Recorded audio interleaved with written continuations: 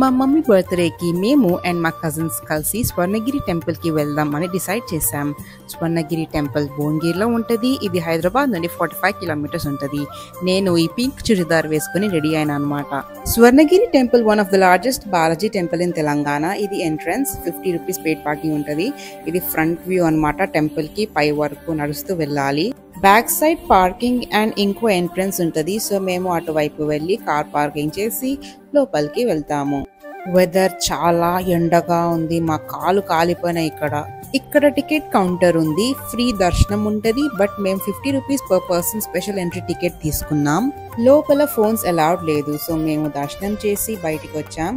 బయట వస్తే మనకు ఆవులు ఉంటాయి ఇక్కడ. అండ్ ఇంకా వెంకటేశ్వర స్వామి నీళ్ళలో పడుకున్న విగ్రహం ఉంటుంది.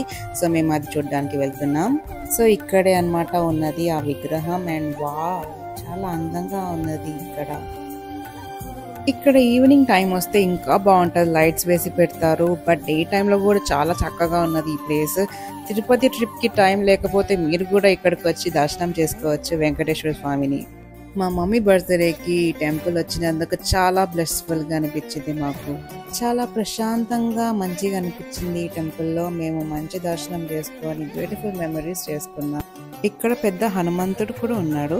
వెంకటేశ్వర స్వామి ఆశీస్సులు తీసుకొని ఇక మేము ఇంటికి వెళ్ళిపోయినాం. చాలా మంచిగా అనిపించింది ఇక్కడ వచ్చి.